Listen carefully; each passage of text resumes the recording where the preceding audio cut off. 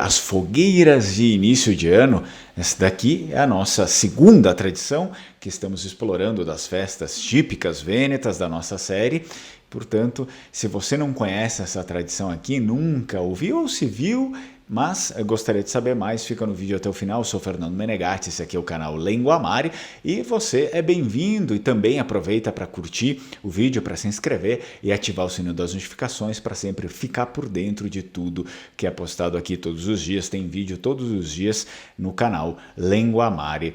E também aproveito para te lembrar que nós temos bandeiras do Vêneto aí para vender. A gente também tem o curso de língua vêneta, caso você queira. Temos o curso disponível, né? Agora estamos aceitando alunos, por enquanto. E, é claro, também temos a pesquisa e a produção do vídeo dos sobrenomes. Isso daqui você pode entrar em contato comigo e encomendar, ou enfim, tirar suas dúvidas, informações a respeito de tudo isso pelo WhatsApp que está aqui na tela. Geralmente é conhecido como faló, né, que seriam as fogueiras, enfim, né, de início de ano, faló de Caldeá.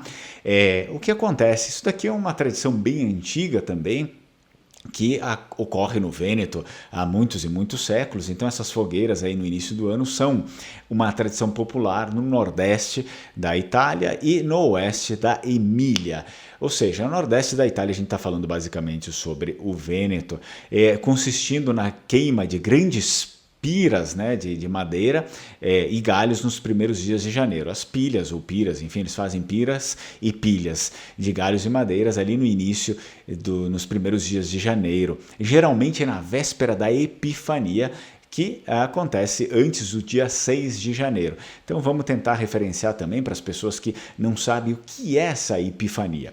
Olha só, na doutrina católica, a Epifania do Senhor foi o evento de manifestação de Jesus como Filho de Deus e Salvador do mundo, quando uma estrela surgiu no céu aos magos do Oriente, indicando onde encontrariam o menino Jesus, que acabava de nascer na Gruta de Belém. Portanto, até o dia 6, na véspera, costuma-se a fazer esses fogos aqui. Basicamente, no Vêneto, eles gostam bastante de fazer entre o dia 5 e o dia 6, e também existem outras coisas que eles fazem dentro de casa, do tipo pendurar meias, e aí para as crianças, né? É uma forma lúdica, enfim, de acabar introduzindo as crianças na própria tradição da Epifania, que eles penduram essas meias como se fosse o Natal que a gente assiste nos filmes, e então do dia 5 ao dia 6, se na noite, né, se a criança se comportou bem no ano anterior, ele vai encontrar doces. Se ele se comportou mal, ele encontra só carvão, né? A criança só encontra carvão ali.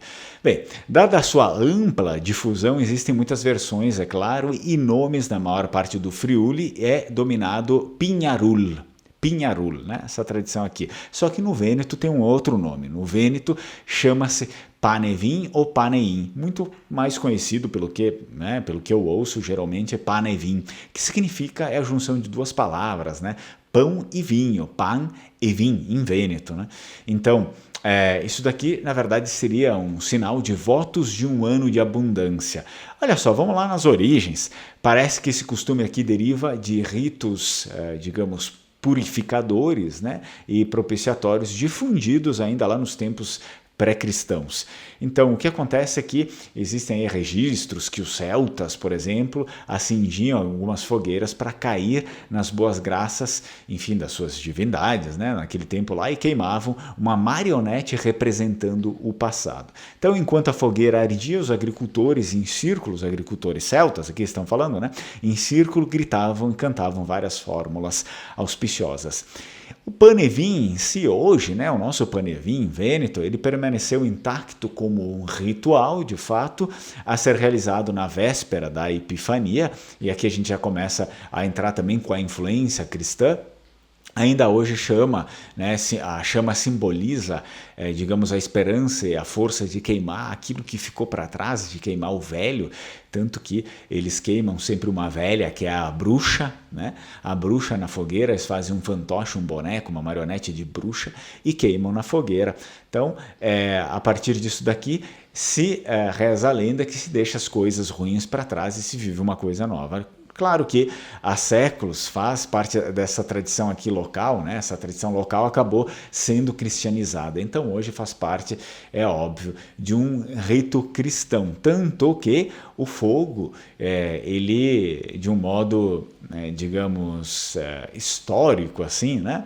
Depois do cristianismo, de um modo histórico, ele é sempre abençoado pelo sacerdote. O sacerdote participa da prática, ele abençoa ali as pilhas de madeira e tal, e ele asperge, na verdade, a água benta também, na própria bruxa, nas pilhas, e aí depois que eles começam a queimar, sempre se tem esse folclore, né? Essa lenda popular que seria o diabo saindo, indo embora, por conta que o padre abençoou, né? O sacerdote abençoou todo esse local aqui. Então a direção da fumaça também tinha uma, digamos, uma importância ali, né?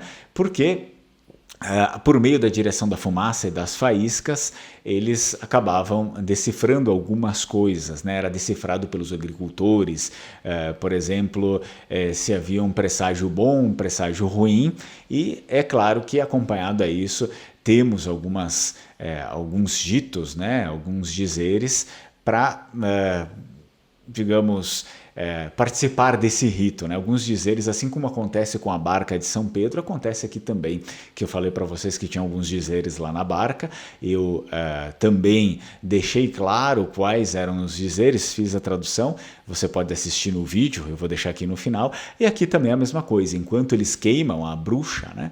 Enquanto espantam o demônio, eles também falam essas palavras aqui, pan e vin la pinsa in tellarin, faive a ponente panoce niente, faive a levante panoce tante. A tradução em português seria pão e vinho, a pinça na lareira. O que é a pinça? Eu já falei no canal aqui já bastante tempo atrás, a pinça é uma típica comida vêneta, tá? A pinça. Então, a pinça na lareira, faíscas para o oeste, nada na espiga, faíscas no leste, muita espiga de milho. Ou seja, basicamente, se a faísca ou a fumaça ia para o oeste, era um tempo de miséria. Mas se a faísca fosse para o leste, eles consideravam como se fosse um tempo de muita fartura, né? Existe também outro texto aqui que eles acabam falando em outra região do Vêneto, geralmente são esses dois textos aqui que fazem parte desse rito aqui, e tem um segundo que é assim: fuive indegol sera, poenta piencaera, fuive indegol tina, poenta moesina, fuive a meio-di, poenta treolta al di, fum abaixa, poenta pinhacassa. Então, o que significa faíscas para o oeste? Caldeirão cheio de polenta, faíscas em direção ao leste, polenta encharcada. Faíscas em direção ao norte, polenta 3 vezes ao dia, fumaça em direção ao sul, caixote cheio de polenta também. Se vai para uma direção é uma coisa, se vai para outra direção é outra, né? E claro que existe uma outra crença que afirma que a queda da cruz ou do poste que sustenta essas piras de fogo, porque geralmente ou é em formato de cruz, para espantar o demônio, ou é uma pira normal, enfim, um poste ali, pode trazer azar se ele cair, né, se ele for derrubado muito cedo. Então, tradicionalmente, por isso é necessário que permaneça em pé durante pelo menos 8 dias. São tradições locais, né, pessoal? Então, o ritual do fogo é também um momento em que a comunidade se reúne para estar em companhia, é claro, é acompanhado pela degustação de vinho quente, da pinça, que eu já mencionei para vocês, né? E também atualmente podem ser organizadas exibições de fogos e artifícios por conta da ocasião. Não é muito comum, isso daqui já acaba fugindo da tradição, ter fogos de artifício, na verdade às vezes até proibido, e nem se recomenda que faça porque está totalmente fora do propósito. Eu deixo alguma bibliografia também aqui para vocês, o Plínio Caim acaba falando muito sobre isso, também temos o Luciano Morbiato e o Riccardo Bertani. Eles trazem aí uma literatura um pouco mais abrangente sobre o próprio pane e vin. Portanto, espero que você tenha gostado, deixa aí seu comentário, se você tem sugestões de pautas também, pode deixar aqui, sempre trago, pelo menos para tentar fazer com que a gente tenha uma conversa mais bacana, e a gente se vê na próxima. Tchau, tchau, Strucon.